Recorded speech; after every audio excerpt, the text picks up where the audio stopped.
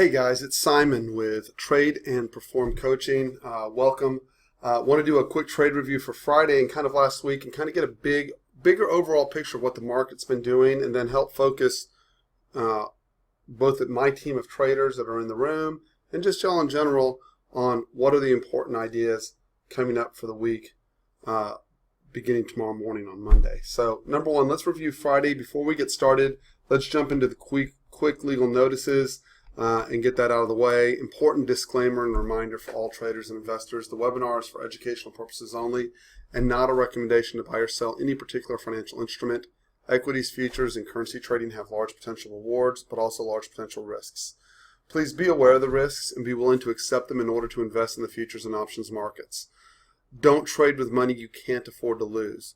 This website is neither a solicitation nor an offer to buy or sell equities, futures, or options. No representation is being made that any account will or is likely to achieve profits or losses similar to those discussed on this channel. Past performance of any trading system or methodology is not necessarily indicative of future results. Absolutely consult your registered financial advisor and your risk trading plan before ever investing or trading any financial instrument.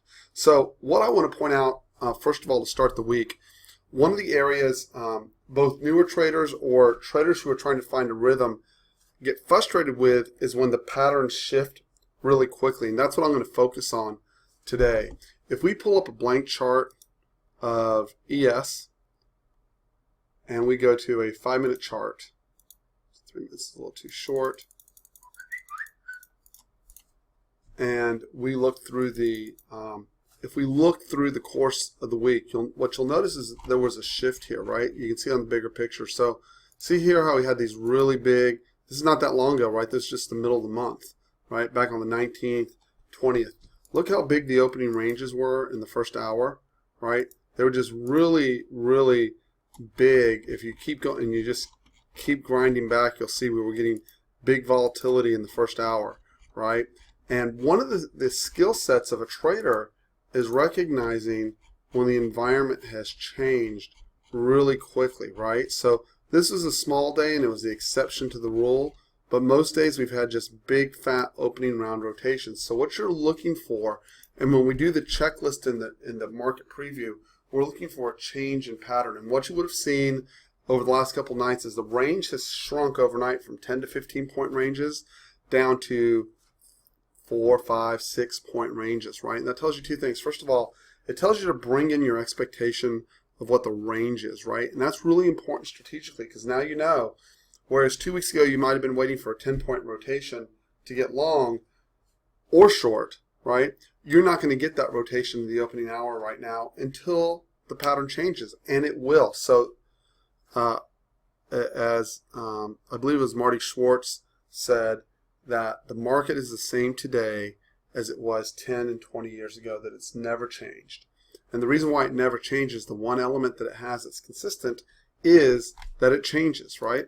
So look what we came from these ranges to all of a sudden, look at really starting on the 20th, look at the first hour range, chop, 22nd, chop, 23rd, chop, all in the first hour, right?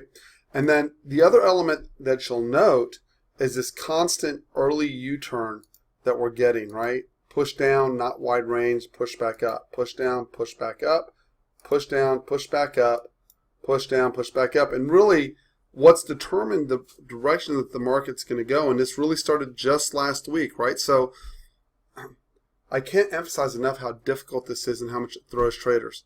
Guys who are expecting big extensions here and they're trying to get long just like this early, right? They're getting chopped and they're like, well, wait a minute. And this is for poor traders or traders who get chopped. They go, well, wait a minute. It's long. It's not extending. It must be short. Or they go, it's short. It's not extending. It must be long. And they keep flipping sides within that first hour, expecting these kind of moves that we were having prior to the 19th. And what they get is this back and forth sideways. And for bad traders, poor traders, what they end up with is, hey, I've taken 2 or 3, 1, 2, 2.5 point stops, and all of a sudden in the first hour I'm down 4, 5, or 6 points.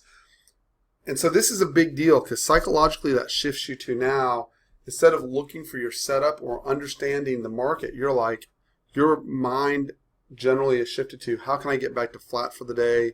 You're agitated, you're not calm. And why? The reason for that, and the only reason for that, is because you don't have a process for determining what the first hour is likely to look like.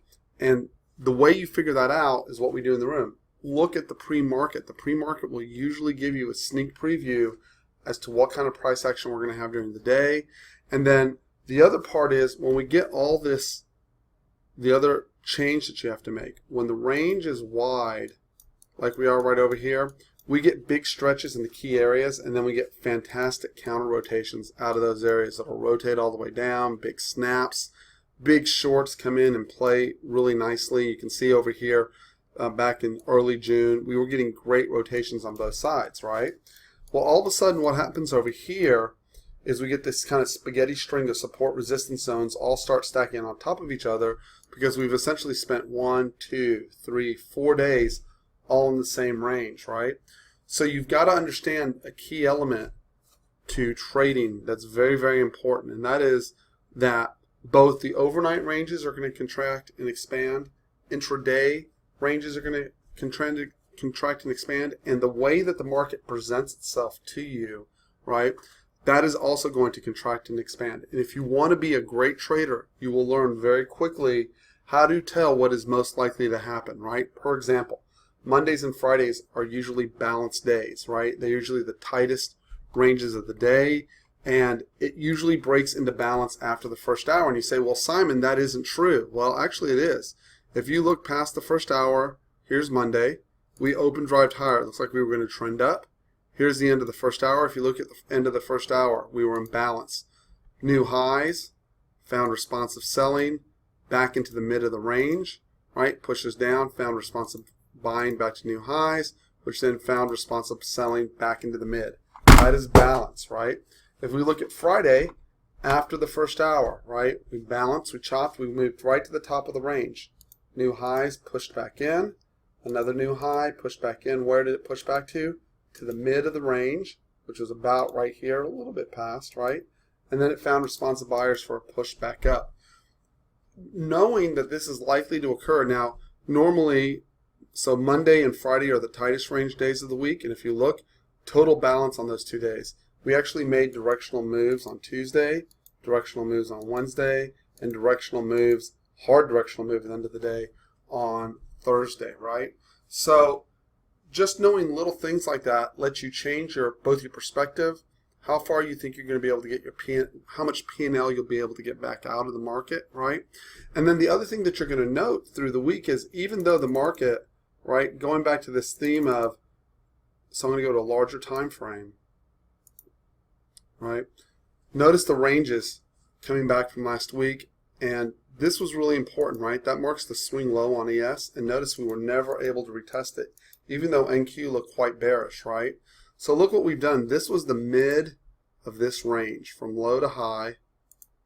This became the mid right here.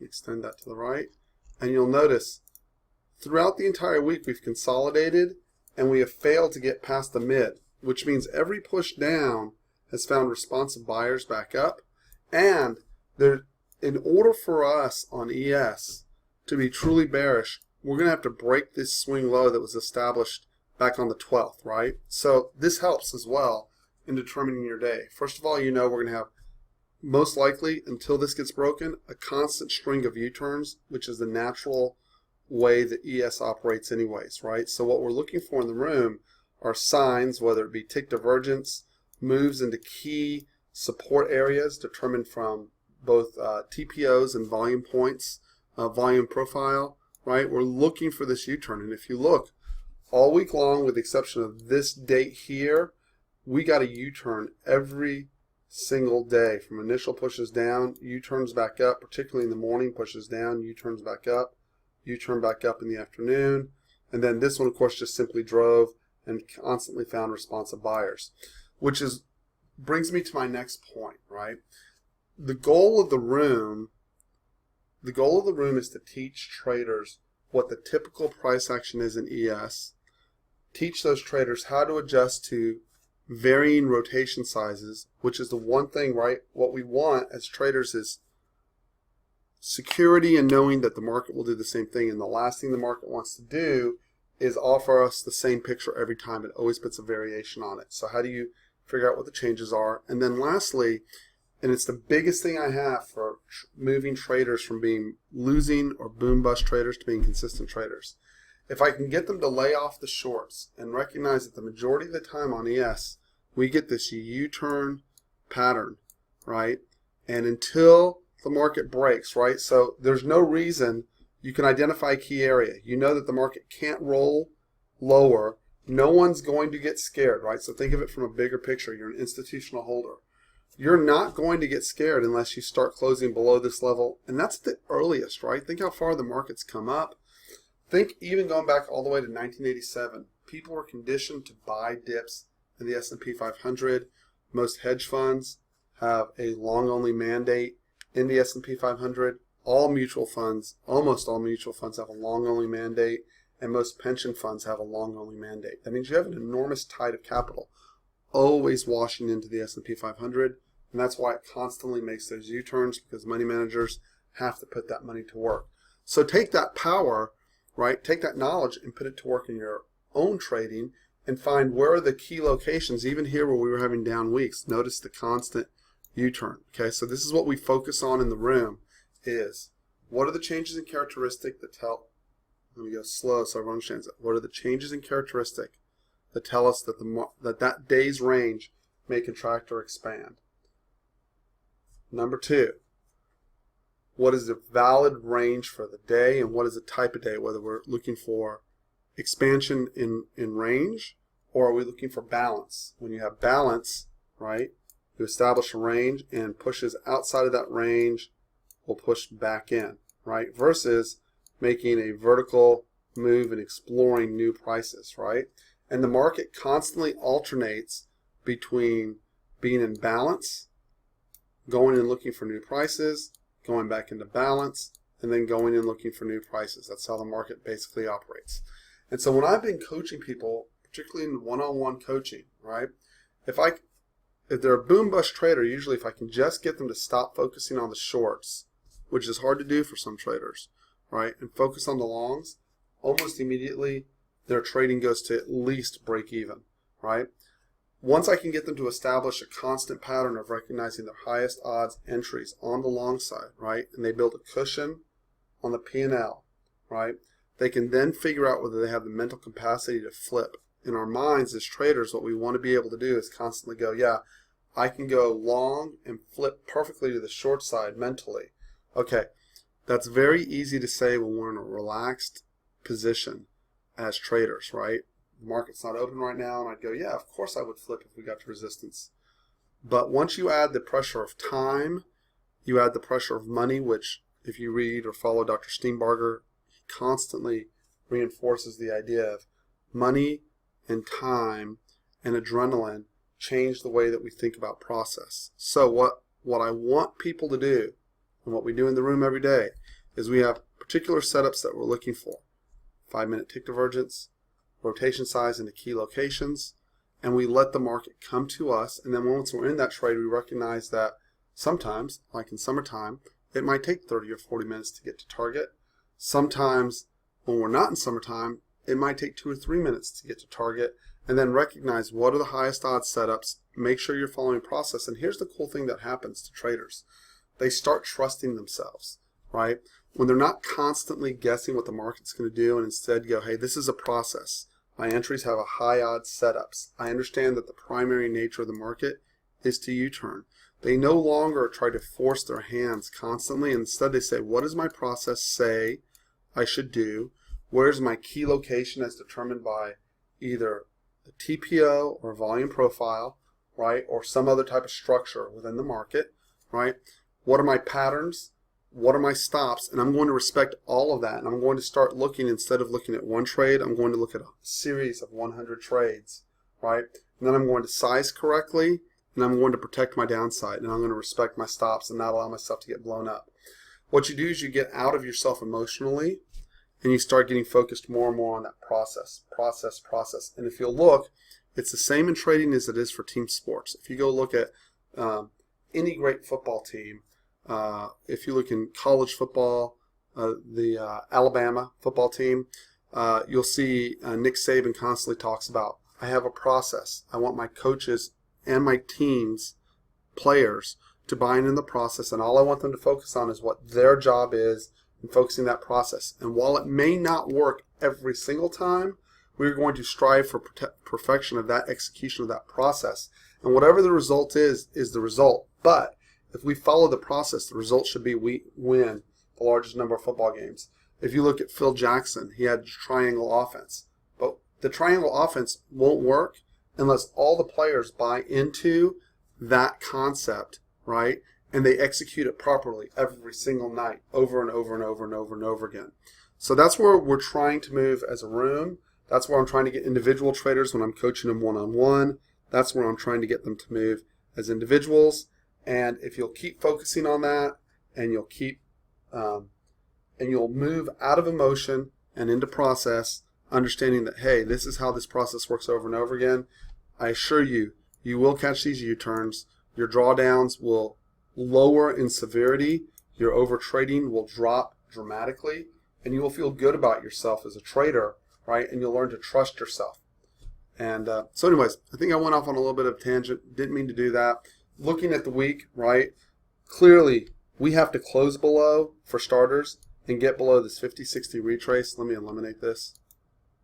We have to get below and hold below this 50-60 retrace to have any shot at retesting these lows down here, and I would expect responsive buyers, unless there's some kind of fundamental piece of news that comes out and causes a shift in the way that most managers are perceiving the market. But we haven't had an event like that in quite a while. There simply hasn't been a driver to the downside. Next, within execution of the days themselves, let's get out of here.